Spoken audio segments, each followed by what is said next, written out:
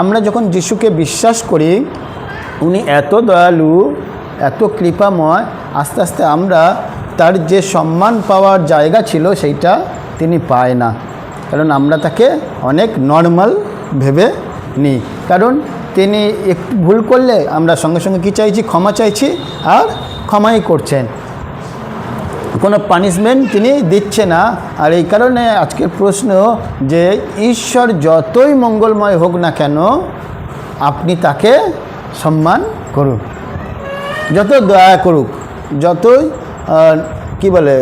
করুণা করুক। ওই কারণে দেখবেন হিতোপদেশ 1:7 বলছে, সদাপুর ভয় জ্ঞানের আরম্ভ। তো এই কারণে যে ক্রোধে ধীর, দয়াতে মহান, এই বিষয়টা যীশুখ্রিস্টের শিষ্য পিতর ভালোভাবে নিয়েছিল। যখন ওনারা একটা জায়গায় পরিচর্যা করছিলেন আর সন্ধ্যা হয়ে যাচ্ছে, তখন প্রভু যীশু দেখবেন সমস্ত রকম চিন্তা ভাবনা থাকতেন। সন্ধ্যা হয়ে যাচ্ছে, 5000 লোককে খাওয়ানোর ব্যবস্থা করছে।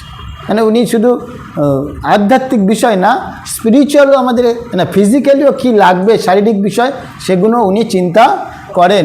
সেই কারণে যখন সন্ধ্যা হয়ে যাচ্ছে, তখন শিষ্যদেরকে বললেন, তোমরা সমুদ্রে নৌকা নিয়ে যাও, আমি তোমাদের পিছনে পিছনে আসছি। এখানে যখন চার্চ আছে, কেউ না কেউ একজন শেষে যায়, সে হয়তো গুছিয়ে তালাচাবি মেরে যে অর্থ উঠেছে তার হিসাব করে, বা কোনো কিছু লিডারকে জানিয়ে যে এই হয়েছে, সব কিছু করে কেউ না কেউ শেষে যায়। তো আমি জানি না যিশু কী কারণে শেষে গেছিল, অনেক রকম কারণ থাকতে পারে। আর যখন সমুদ্রের মধ্যে নৌকা চলছে আর অতজনের মধ্যে পিতর দেখছে যে কেউ যেন জল থেকে কে হেঁটে আসছে। প্রথমে বলল ভূত, কোনো মন্দ আত্মা হেঁটে হেঁটে আসছে। কারণ কি? ওরা জানতো না যে যিশুর দ্বারা সম্ভব। একটু আগে যখন আরাধনা হচ্ছিল, গান গাইল কি, জিসকে লিয়ে সব কুছ সম্ভব। যেটা আমরা ভাবতে পারি না সেটা হয়। আমি ধন্যবাদ দিই যে আমার এক বন্ধু আছে মেদিনীপুরের, আর ওরা বলছে আমাদের এখানে অনেক চার্চ আছে, মানে যে পলিটিক্যাল চলছে ওরা এসে বন্ধ করছে, কিন্তু আজকের আমি ফাস্টিংয়ে আছি, আমি একা ফাস্টিং করছি। আর আমার মোবাইলেও টক টাইম নেই, মানে নেট আছে বলছে। তো আমরা কি করলাম, ফার্স্ট টাইম হোয়াটসঅ্যাপে চ্যাট করে করে ফাস্টিং প্রেয়ার করলাম দুজনে। এরকম চলো দুটো গান লিখলাম, তুমি গাও। তারপর ও গান শেষে বলছে হয়ে গেছে, নেক্সট গান কি? আবার আমি লিখলাম, আচ্ছা চলো এই বাক্য খুলি, দুজনে পাঠ করি। চলো তোমার প্রার্থনার বিষয়গুলো বলো, লিখে আমি করি। সমস্ত কিছু এইভাবে হলো। তো বললো ইচ্ছা থাকলে কি আছে, উপায় আছে। তো এইরকমই পিতর জানে যে ইনি দয়ার সাগর, তাই উনি আবদার করে বসলেন, প্রভু তুমি হাঁটছো, আমিও হাঁটবো। তো এইরকমই আপনি প্রভুর সঙ্গে কেমন সম্পর্ক করেছেন যে অনেক সময় আপনি আবদারও করেন তার কাছে। প্রভু সেই বাচ্চা ছেলেদের মতো যে আমাকে ওটা দিতেই হবে, নইলে কান্নাকাটি, রাস্তায় নোংরা আছে কি আছে না ওখানেই বসে যায়, আশেপাশে কি লোক আছে জানে না, হাত ধরে টানতে থাকে। তো পিতর ভাবছে যে উনি যখন হাঁটছে, হয়তো খামখেয়ালিভাবে বলেছে কি জানি না, বা জেনে শুনে বলেছে কি জানি না, মোট বলে ফেলেছে যে আমাকেও তুমি হাঁটাও। তো প্রভু বললেন ঠিক আছে এসো। তো ও জলে হাঁটছে, যে হাঁটতে হাঁটতে নিচুর দিকে যখন তাকালেন, জলের যে ঢেউ, সেই ঢেউটার দিকে কী পেলেন? ভয় পেলেন, আর তখন ডুবতে লাগলেন। তো এই যে আপনি আর কাছে বাইবেল বলছে সদা প্রভুকে ভয় করো। উনি প্রকৃতির যে ঢেউ, সেই সমুদ্রের ওপর ভয় করলেন, আর ওর জীবন আস্তে আস্তে নিচের দিকে যাচ্ছে। তা আপনি জগৎকে যত ভয় করবেন, আপনার জীবন আস্তে আস্তে, আমাদের জীবন আস্তে আস্তে নিচের দিকে যাবে। তো পিতরকে ধন্যবাদ দিই যে ও ডুবতে ডুবতে ও আবার প্রভুর দিকে তাকিয়ে যে প্রভু বাঁচান। আপনি কি ডুবতে যাচ্ছেন বা ডুবছেন বা জগতের মধ্যে ঢুকে যাচ্ছেন, একবার হাত তুলে বা মুখ তুলে বলুন, প্রভু আমি এখানে, আমাকে বাঁচান। তাহলে অবশ্যই তিনি বাঁচাবেন। তো আমরা বাক্য খুলি যে হিতোপদেশ 1:7। এটা প্রায় মুখস্থ হয়ে যায় সবার, যে সদাপুর ভয় জ্ঞানের আরম্ভ। তো হ্যাঁ, তো যখনই বলছে যে সদাপুর ভয় জ্ঞানের আরম্ভ, এটা হচ্ছে প্রধান অঙ্গ, একটা প্রধান বিষয়, যে তোমাকে ভয় করলে জ্ঞান হবে। তাহলে যারা স্কুল কলেজে যায় তাদের কি জ্ঞান নেই? তাই না? যারা দেশ চালাচ্ছে তাদের কি জ্ঞান নেই? আছে। কিন্তু এই জ্ঞান আজকে আমরা দেখব যে সত্যিই কি সদাপ্রভু ভয় করলে খালি জ্ঞানই পাওয়া যায়? তা আমি জ্ঞান নিয়ে কী করবো? আমাকে খেতে হবে, অর্থ উপার্জন করতে হবে, হ্যাঁ কি না? যখন এই জ্ঞান কোন রাজা চাইছিল সবাই জানে? সলোমন রাজা। সলোমনকে ঈশ্বর শুধু জ্ঞানই দিয়েছিল? লেখা আছে জ্ঞানের সাথে সাথে জ্ঞান বুদ্ধি একই। 100 টাকার নোট উল্টালে যা আর এইটা গেলে একই, তাই জ্ঞান বুদ্ধি একই। কিন্তু ওকে ঐশ্বর্য দিয়েছিল, রাজপ্রাসাদ দিয়েছিল, অনেক রকম মানে এক্সট্রা বেনিফিট যাকে বলে, কিন্তু কি করেছিল? শুধু জ্ঞান চাইছিল।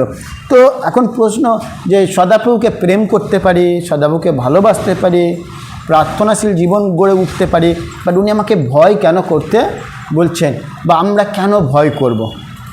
আপনারা যারা অন্য অন্য দেবদেবী ছেড়ে এসেছেন, ওখানেও একটা ভয় কাজ করত, বড় বড় হাতিয়ার নিয়ে দাঁড়িয়ে থাকতো, যদি আমার গায়ে পড়ে, এইরকমই একটা ভয়।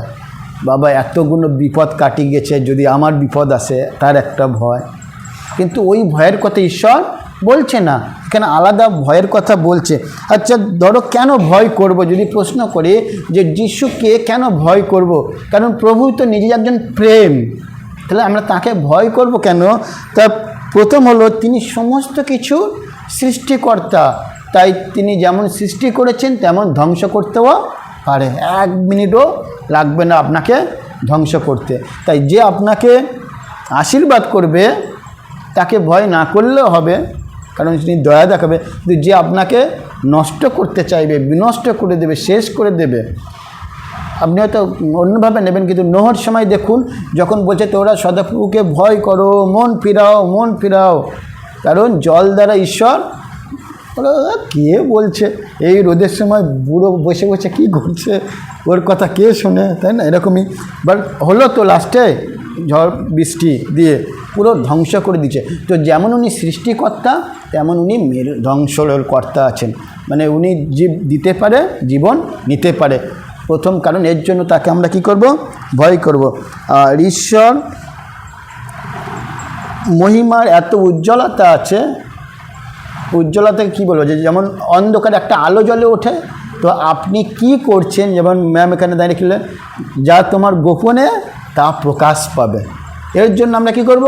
ভয় পাবো, যে আমি গোপনে কি করছি, বাবা ঈশ্বর তো দেখে ফেলেছে, এইবার কি হবে, এইবার কি। আমি যখন স্কুলে পড়তাম, আমরা স্কুলে জানলা থেকে দেখলে যে তেঁতুল আর বেল গাছ ছিল, তো আমাদের কিছু মেয়ে বন্ধুরা ছিল, ওরা মেয়েরা না বেশি টক খেতে পছন্দ করে, ঠিক আছে? তাহলে আমাকে নোটস দিয়েছে, নোটসের বিনিময়ে বেল চাই, তোকে বেল এনে দিতে হবে, কিন্তু বেল তো আমার বাবার গাছ না। এবার আমি কী করেছি, আর একজনকে পাঠিয়েছি, কারণ স্কুলে আমার একটু ভালো সম্মান ছিল বলে, অন্যজনকে, যে ধরা পড়ে গেলে কি হবে। তো যাকে বলেছি ও ধরাই পড়ে গেছে, ঠিক আছে? এবার ওর ভয় কাজ করছে, এই যে ভয়, এ বাবা এবার কি বলবে, ও ভালো পরিবারের ছেলে। আমিও মাঝে মাঝে বলছি, তুই করতে পারলি এরকমই, তুই করলি, ও তুই তো বললি, এরকম বলছে। তো এই যে ভয় পাচ্ছে, হঠাৎ কি হলো, টিচার এসে বলছে ওর দোষ নেই, এই বিনন্দ ওকে পাঠিয়েছে। তো যতই গোপন করে রাখলাম যে আমি বেঁচে গেছি, বাবা আমি বেঁচে গেছি, কেউ না কেউ দেখেছে। তো এইরকমই আপনি গোপনে যা করবেন, ওনার আলো বা উজ্জ্বলতা এমন, উনি ঠিক বুঝতে পারবেন। দেখবেন কিছু কিছু জায়গা আমাদের গ্রামের দিকে অন্ধকার থাকে, কোনো ছোটো ছোটো ছেলেরা কিছু চুরি করছে বা বাজে কাজ করছে, যখন টর্চের আলো মারি ওরা সঙ্গে সঙ্গে ভ্যাবাচ্চাকা খেয়ে যায়। তো এইরকমই আপনি ভাববেন ঈশ্বর সব সময় আমার দিকে চোখ তুলে রয়েছে সিসি ক্যামেরার মতো, কি করছে। তো ওর জন্য আপনাকে কি করা দরকার? ভয় করা দরকার। তারপর হচ্ছে আমাদের প্রতিনিয়ত ঈশ্বরের কাছ থেকে কি পাচ্ছি? আশীর্বাদ পাচ্ছি। যেখান থেকে আপনার যোগান আসছে, আশীর্বাদ আসছে, সুরক্ষিত আসছে, তাকে কি আপনি সম্মান করবেন না?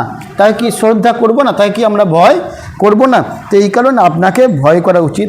আর শেষে হিন্দু, মুসলিম, খ্রিস্টিয়ান যাই বলি না কেন, করা উচিত বিশ্বাসটা হলো ঈশ্বর ন্যায় বিচারক, তিনি আপনার সমস্ত কাজের বিচার করবেন। এখানে সাধু পৌল তিমথিকে বলছে যে এই তিমথি ভাই, তুমি অনেক ছোট বলে নিজের যৌবনকে তুচ্ছ মনে করো না, তুমি তোমার যৌবনকে কারোর দ্বারা অপবিত্র করো না, ঈশ্বর ওটা দ্বারা বিচারে নিয়ে আসবেন।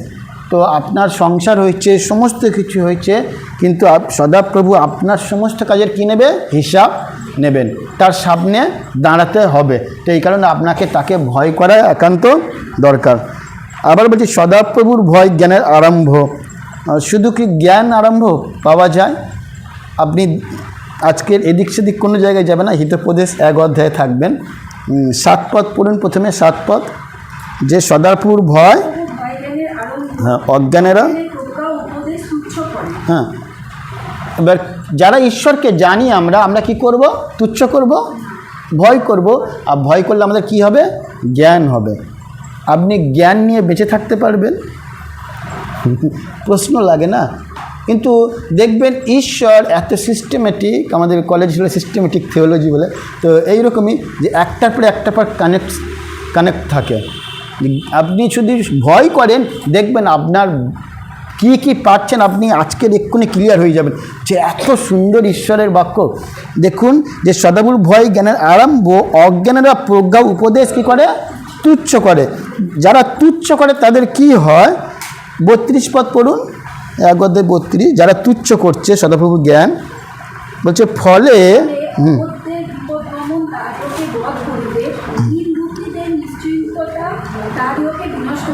তাহলে যারা ঈশ্বরকে ভয় করে না তারা বিনষ্ট হবে, নষ্ট করে দেবে, শেষ করে দেবে। এর জন্য আমাকে সদাপ্রভুকে ভয় করা দরকার। এখন একটাতে রয়েছে, ভয় করলে কি পাবো? জ্ঞান পাবো, ঠিক আছে? এখনও অন্য কিছু আসেনি। এবার দেখুন 33 পদ পড়ুন, আস্তে আস্তে পড়ুন। হ্যাঁ,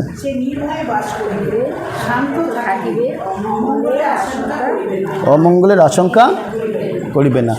তাহলে দেখুন, শুধু আপনি যখন ভয় করছেন তখন আপনি নির্ভয়ে কি করবেন? বাস করবেন। আপনি কাকে ভয় করবেন? ঈশ্বরকে। আর ঈশ্বর আপনাকে নির্ভয়ে বাস করতে সাহায্য করবেন। আর আপনি শান্তভাবে ঘুমাবেন, শান্তভাবে যাবেন। যেমন খুব সুন্দর উনি সাক্ষ্য দিলেন যে আমি যখন সেন্সলেস হয়ে গেছি, পড়ে গেছি, কি হয়েছে জানেন, আবার প্রভু বাঁচিয়ে রেখেছে, এটা অনেক ধন্যবাদ। তাই কি বলছে? অমঙ্গলের আশঙ্কা আপনি করবেন না যত সেন্সলেস হয়ে যান। আমি এটা বলে শেষ করব।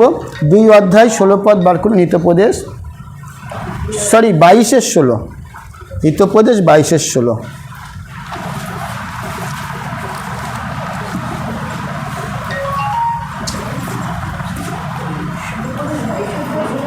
22 আনছে না, 22-16।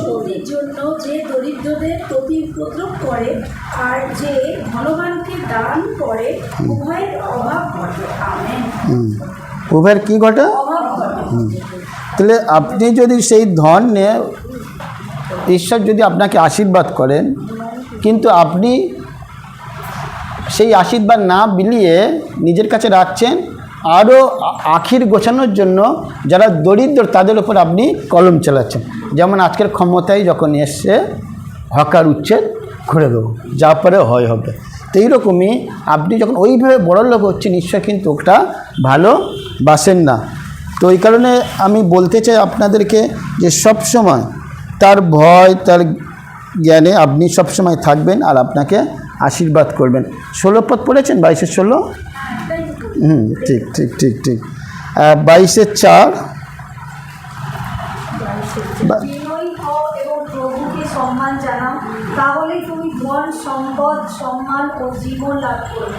আমেন। তাহলে আপনি যখন ভয় করবেন কি কি পাচ্ছেন? না নম্রতা পাচ্ছেন না, নম্রতার সহিত আমরা ঈশ্বরকে কি করব, ভয় করব। আর সেই ভয়ের জন্য তিনি আমাদের পুরস্কার হিসাবে কি দেবেন, ধন দেবেন, সম্মান দেবেন আর জীবন দেবেন। হালেলুয়া। তো এই কারণে আপনি শুধু মনে করবেন না যে সদাপ্রভুকে ভয় করলে খালি জ্ঞান আসে, আপনার ধন দেবে, মানে জায়গা জমি সম্পত্তি, আপনার লোকে সবাই কি করবে, সম্মান দেবে, আবার আপনার অনন্তকালের জীবন দেবেন। আপনি দেখবেন পুরাতন নিয়মে বিধবা ছিল, তার বাড়ির ময়দা ছিল অল্প, কিন্তু উনি ঈশ্বরকে ভয় করতেন, ঈশ্বরের দাসকে ভয় করলেন, ঈশ্বরের লোককে কিছু বানিয়ে দিলেন। তারপর কি হলো, ওনার অভাব হলো। আর আপনি দেখবেন লাজার ভয়ে ভয়ে ছিল, আর যা গুড়ি কাঁটা পেত, এঁটো কাঁটা ওই সব খেত, কিন্তু ঈশ্বরের ভয়ের জন্য তার স্থান কোথায় হয়েছিল, স্বর্গে। তো এইরকমই আপনার জীবনে, আমার জীবনে যদি সদাপ্রভুকে ভয় করি, অনেক আশীর্বাদ পাবো। আপনি দেখবেন যখন দাউদের ভাইয়েরা, কটা ভাই ছিল দাদা, 7 জন, তো যখন ওকে অভিষিক্ত করতে এলো, কেউ বলবান, কেউ ভালো শরীর, সব এক এক করে ডাকা হচ্ছে, কিন্তু বলছে ঈশ্বর মনে হচ্ছে এর না, আর আছে। আমার মনে হয় দাউদের বাবা ভুলে গেছিলো যে আমার আর একটা আছে, সে মাঠে ঘুরছে, মেস পড়াচ্ছে। কিছুক্ষণ পর বলে না একজন আছে, তবে বোধহয় ও না। আর যখন এলো, এই যে বলছে সম্মান দেবে, ও রাখাল থেকে কি হয়ে গেল, রাজার সম্মান পেল। তো এই কারণে সে কি করতো, সদাপ্রভুকে ভয় করতো। তো আপনি শুধু আজকের থেকে সদাপ্রভুকে ভয় করতে শিখুন। আর খুব সুন্দর নতুন কি 6 দিন 6 বার 6 মিনিট প্রার্থনা, ওই সময় ভয়ের সাথে করুন, যে আজকে না করলে কি হবে। আপনাকে যেমন বললো অন্য জায়গায় চলে গেছেন, যে ভয় যদি কাজ করতো নিশ্চয়ই কাউকে জানাতেন যে কি হচ্ছে বা হবে। আর যদি হয়েও যেত, আজকে ধন্যবাদ দিতে পারতেন না, যদি হয়ে যেত ধন্যবাদ দিতে পারতেন না। তো এই কারণে আমরা কোনো জায়গায় গ্যাপ রাখবো না। যদি ভয় কাজ করে, ঈশ্বরের ভয়, মানুষের ভয় না, আর ঈশ্বর আপনাকে ধন দৌলত সম্মান সব কিছু দেবে। ঈশ্বরের এই বাক্য দ্বারা প্রত্যেককে আশীর্বাদ করুন।